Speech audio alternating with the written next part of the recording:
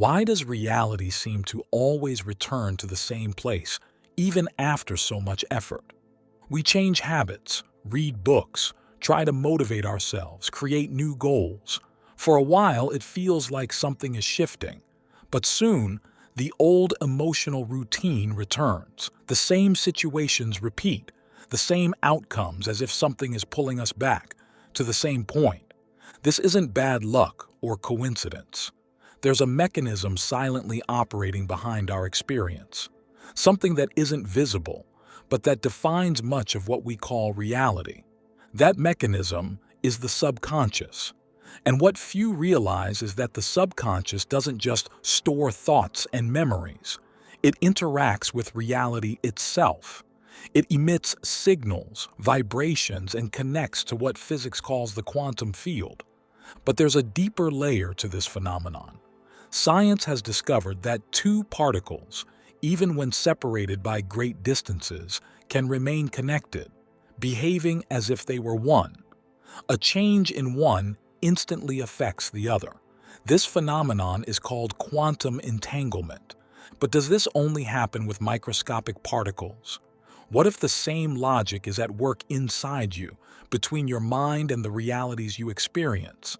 And if this happens inside you, perhaps the reason why you keep manifesting the same patterns is not just psychological, but energetic. The reality we live in today is not just the result of our actions, but a direct result of what our mind is entangled with. So let's explore this connection deeply. Let's understand how quantum entanglement can explain why so many of us live in repetitive cycles, experiencing the same reality even when we intend to change. And more than that, how this connection can be realigned so that reality stops being a loop and becomes an open field of new possibilities. Because understanding what's behind the reality you keep manifesting is the first step to finally breaking the loop. There are moments when life feels like it moves in circles.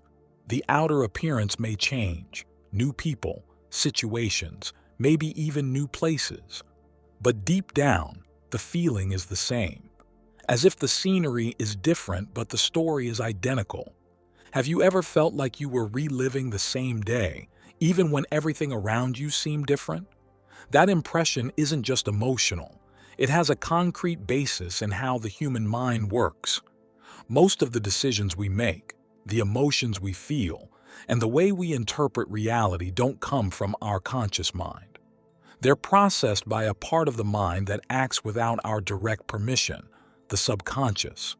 While the conscious mind says it wants to change, evolve, or manifest something new, the subconscious keeps running the same programs. And that happens because it was shaped by past experiences and believes that repeating those patterns is a way to keep us safe. Even if that safety means living in conflict, scarcity, or repetition. The subconscious mind operates like an automatic system. It doesn't decide what's good or bad, it just repeats what it learned. And the more those repetitions happen, the stronger they become. A recurring thought, a sustained emotion, an internalized belief. All of it turns into a circuit, a neurological pathway reinforced every day. And that's when the cycle takes hold. We live the same pattern, feel the same emotions, reinforce the same beliefs, and return to living the same pattern. This happens with relationships, finances, health, self-esteem. Not because we choose it, but because that repetition became the path of least resistance for our mind. What's curious is that, since this process is silent, many people don't even realize they're stuck in it. The person believes they're trying to change, and consciously they are, but they don't understand why the results stay the same. The effort feels big, but the transformation, minimal. And this creates frustration, doubt, even disbelief in oneself or in one's dreams. But most of the time, the problem isn't the conscious desire to change. The problem is the system that automatically recreates reality every day, based on what has already been programmed. And that system doesn't respond to willpower.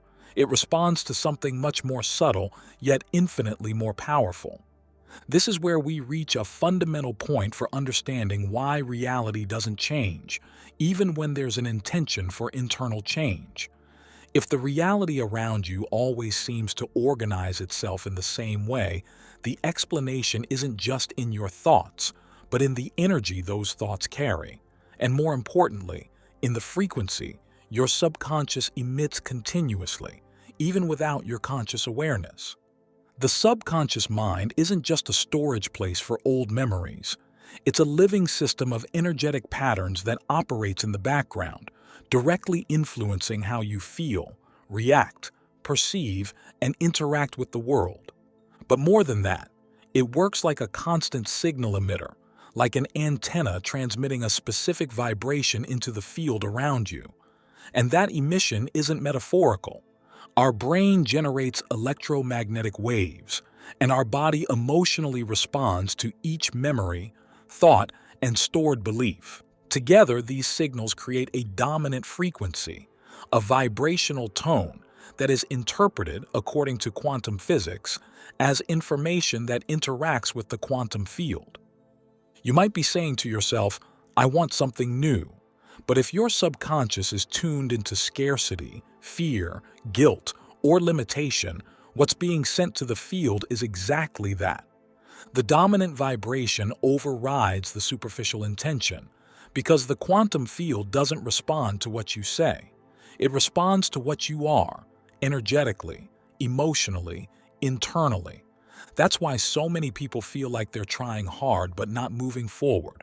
They're trying to use the conscious mind to create something new, while the frequency vibrating in their field remains tied to the old. And the more that frequency is sustained, the more the subconscious reinforces familiar paths, because to it, the new is uncertain and the old is predictable. The most challenging part is that this process doesn't require our attention. It happens automatically, every day. Upon waking, many people resume the same thoughts, relive the same emotions, enter the same mental mode, and don't even realize they're transmitting the same signal as always, attracting similar experiences. And like any energy system, what is consistently maintained tends to stabilize. Our frequency becomes a vibrational signature, and it's that signature that the quantum field reads, responds to, and organizes.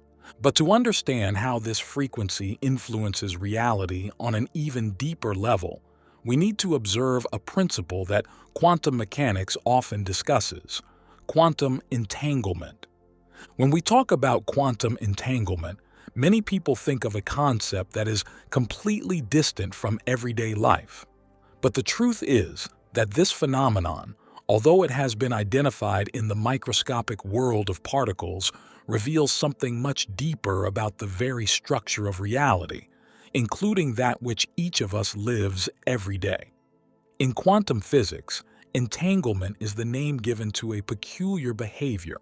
Two particles, once connected, continue to influence each other even when they're separated by great distances. They react in a coordinated, instant way, as if they were still part of the same system, even when they're light years apart. Einstein called this spooky action at a distance because it completely challenged the linear logic of traditional physics. This connection isn't mediated by visible signals and doesn't depend on time or space. It's as if, at some level, those particles were never really separated.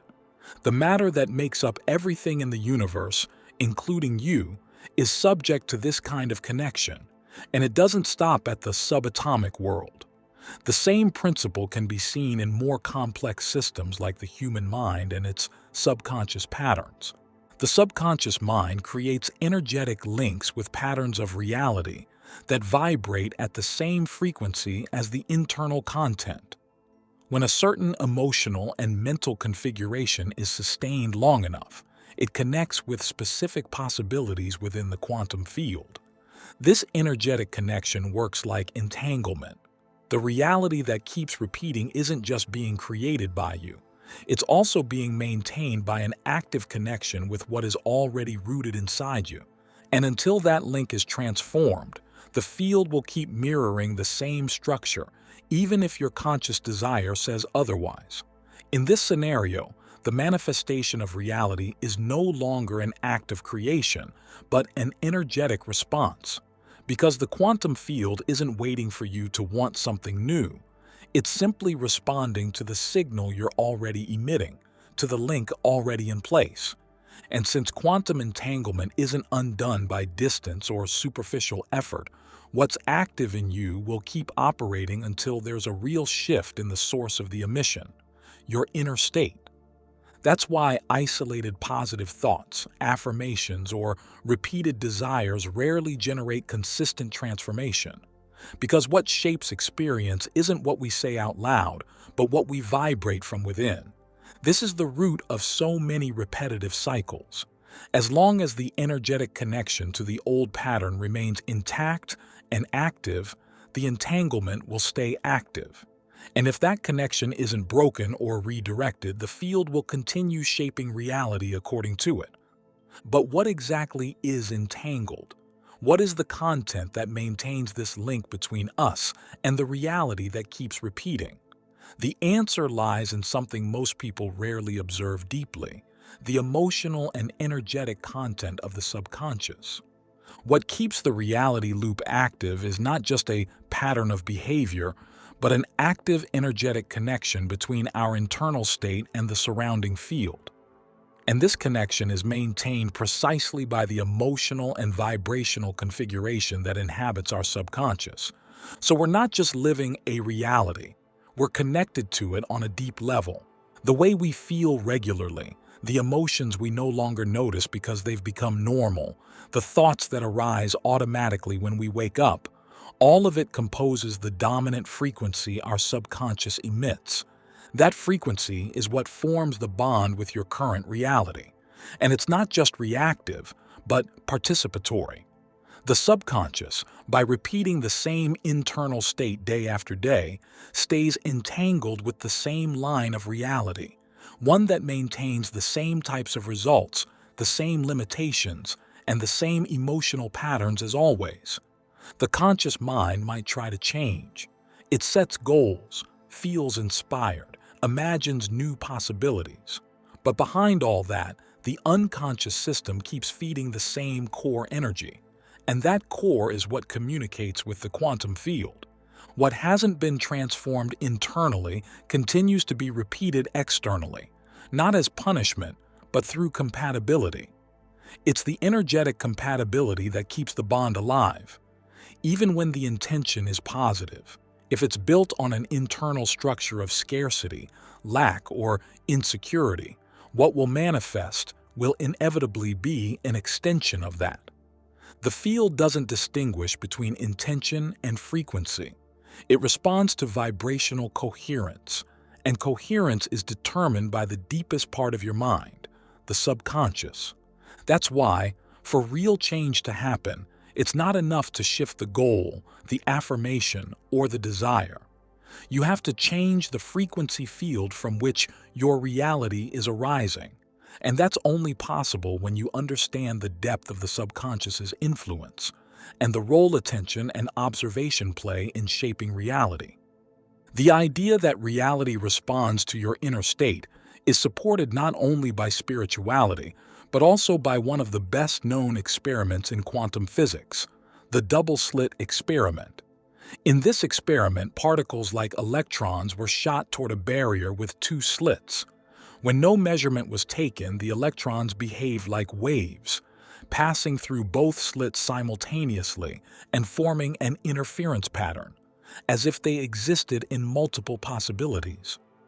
However, when scientists installed equipment to observe which slit each particle passed through, the behavior changed.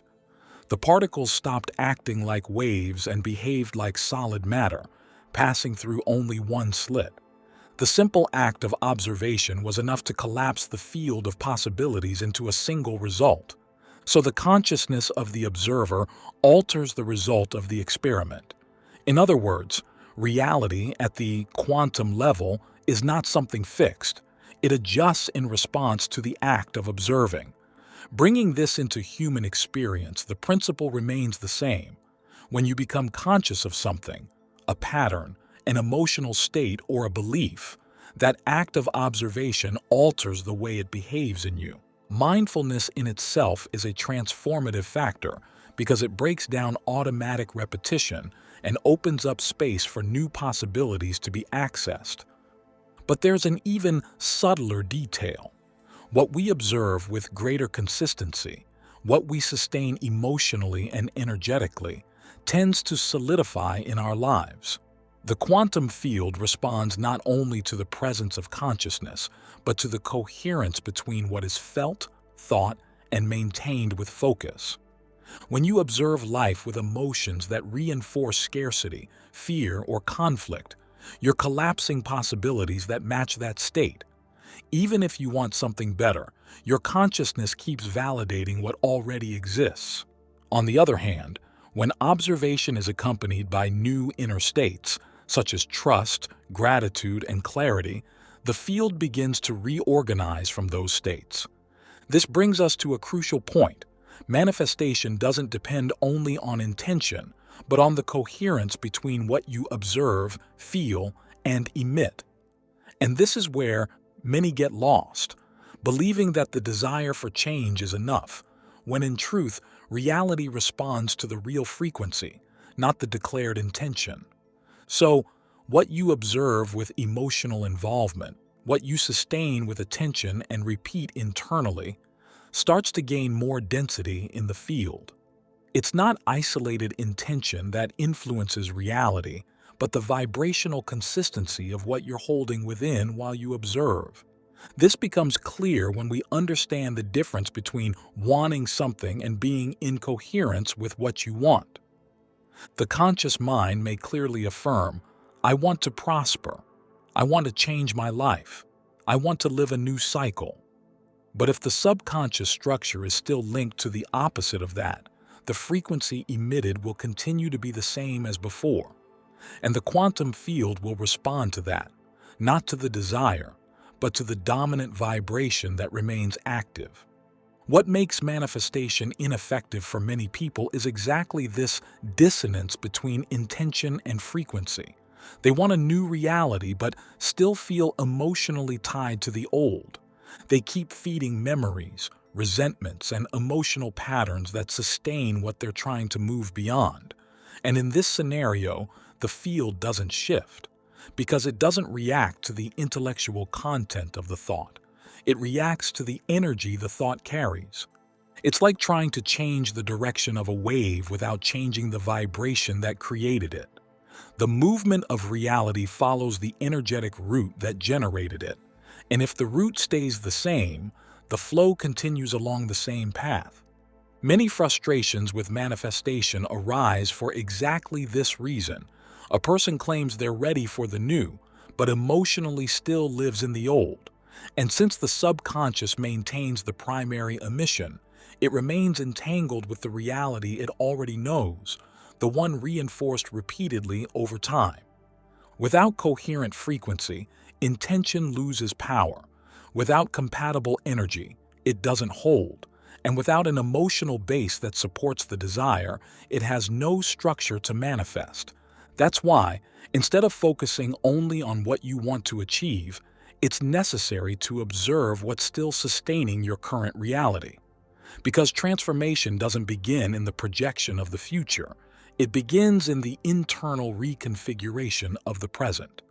Once conscious intention is stripped of coherent frequency, what remains is the automatic pattern the subconscious already knows, and it's exactly that pattern that ends up recreating the same results over and over again. The subconscious responds to what's emotionally charged, to what has been repeated with intensity. And because of that, it tends to reproduce in the present what has been consolidated as internal reference. The cycle continues because emotional content feeds the mental pattern, and the mental pattern reinforces the emotion. This loop turns into an energetic structure that keeps the quantum field collapsing possibilities compatible with that state. And the more this loop repeats, the more familiar it becomes. The mind begins to accept that frequency as normal, even if it's linked to pain, scarcity, or repetition. This causes many people to confuse familiarity with truth. They believe they're living an unchangeable reality when in fact they're unconsciously repeating the same connections with the field. Repetition is not proof of destiny. It's a sign of conditioning, and that's what turns the subconscious into the main agent of the continuous manifestation of the past. Because unless there's a break in the vibrational base, the future will be just a variation of what already was. There's no leap, no detour, only automatic continuity. This continuity, however, can be interrupted. But that interruption requires a deeper internal movement, the deconditioning of the identity that keeps the loop running. No external change is sustainable if the internal identity remains the same. No matter how much you change environments, plans, or language, reality will always find a way to reorganize itself based on the content of the mind projecting it. And that content is often rooted in an identity formed not by conscious choice, but by conditioning accumulated over life. This identity shows up in recurring thoughts, automatic emotional reactions, judgments that arise without warning. It hides in the certainties about who you are, what you deserve, what's possible or out of reach. Subconscious reprogramming begins when this identity is put under observation, not as something to be fixed, but as a pattern to be recognized. Before trying to create a new version of yourself, you need to clearly see who this current version is that keeps recreating the same reality, and that takes pause, presence, and silence. The process isn't about forcing a change from the outside in, but about interrupting, even for a moment, the automatic flow of thoughts and emotions sustaining the old identity. That interruption doesn't happen through willpower, but through awareness. Dissolving the old identity doesn't mean erasing the past. It means stopping using it as the absolute parameter for perceiving the present. It means no longer identifying with the same roles, the same narratives, the same limitations that once felt like part of who you were. But for that to happen, you must allow the emptying. And you can't fill a new field of possibilities if the mind is still full of old certainties. Reprogramming begins when there's space for the new to enter. But that space only opens when the old is released, not with struggle, but with clarity. From the moment the old identity begins to dissolve, a new field of reality can be accessed. But it's not about imagining an ideal future or feeding superficial desires. What matters here is the frequency you begin to operate with, because it's that frequency that creates the new bond with the quantum field. The future reality you desire already exists in the field of infinite possibilities. It doesn't need to be created from scratch, but accessed. And access doesn't happen through effort. It happens through resonance. The field can only collapse a new possibility when there's energetic coherence between you and what you want to experience. This realignment is an inner state that starts to build when you genuinely feel the emotions associated with the future you desire, not as a distant wish, but as a state already present, even if it hasn't yet manifested externally. The mind can imagine, but the body needs to believe, because the subconscious responds to emotion, not ideas. When you begin to feel the vibration of what you want, like peace, clarity, prosperity, lightness, those emotions start to replace the old circuits. And over time, they become more familiar than the states that once seemed normal. This is the point where manifestation stops being a wish and becomes a reality under construction. And when this vibrational alignment becomes constant, the entanglement with the old pattern weakens, while a new energetic bond starts to form. This process is gradual, but it has a direct impact on how you move in the world. Little by little, your perception changes, your behavior changes, your choices change. And most importantly, the frequency you emit changes. And with that, The kind of experience that starts to show up in your life also begins to transform. As a result, manifestation becomes a practical consequence of a new internal state, a reflection of what has become dominant within you. In any real change process, it's essential to understand the role the body plays in this dynamic. More than a set of organs, the body is where emotional patterns settle and repeat. It records lived experiences, conditions automatic reactions, and directly influences how you respond to reality. Each recurring emotion creates a kind of physical memory. Anxiety, for example, can become a constant bodily state. Anger, frustration, or discouragement also leave marks that turn into habitual impulses. Over time, these emotions stop feeling temporary and become the way we feel most of the time, even without an apparent reason. It's precisely this continuous emotional state that reinforces the frequency with which we keep connected to the field around us. The body starts to operate like a transmitter, consistently maintaining the same vibration day after day. And as we've seen before, the field doesn't respond to sporadic intention, but to what is maintained with consistency. So your habitual emotional state sets the reference for how the field organizes around you. When the body is stuck in recurring negative emotions, it sustains a limited reality. Even if the conscious mind tries to think positively, the body remains tied to past experiences, and that link directly interferes with our ability to change. The new seems distant not because it's inaccessible, but because the emotional system is still committed to the old pattern. On the other hand, when you start developing familiarity with more regulated states, like calm, presence, clarity, our body begins to respond differently. The chemistry changes. The automatic reaction loses strength, and gradually, the body starts to recognize that there are other possible paths beyond old emotional circuits. This transition starts with the conscious recognition of how you habitually feel. Change happens when you stop reacting automatically and begin to sustain new responses.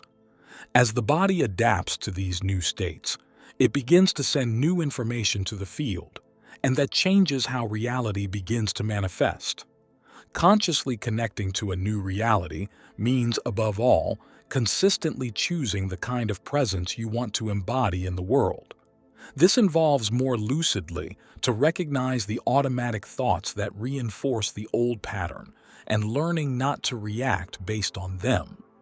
It means creating enough internal space to realize you don't have to respond the same way you always have.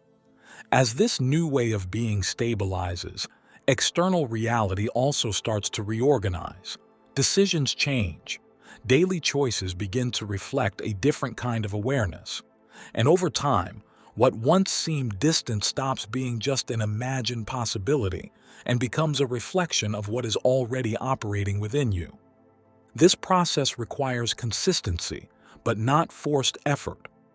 When the new identity begins to establish itself naturally, you no longer need to remember what you want to manifest. Your system is already functioning according to this new reference. That's the point where the bond with the old pattern dissolves, not because it was fought, but because it lost space. The new reality begins to become viable, not because something magical happened, but because your pattern of interaction with the field has changed. Your relationship with what you feel, think, and do has stopped reproducing the past.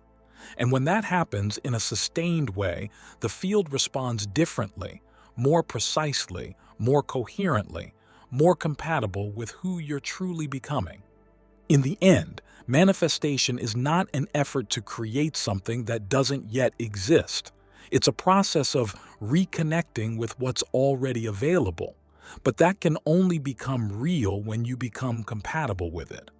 That compatibility begins with a quiet decision, an internal shift in posture, and each time you sustain it, the cycle breaks a little more. Thank you for embarking on this journey with me. If this video resonated with you, I invite you to like and subscribe to our channel. Share this video with others so they can benefit from this message. And don't forget to leave a comment below sharing your thoughts, reflections, and experiences.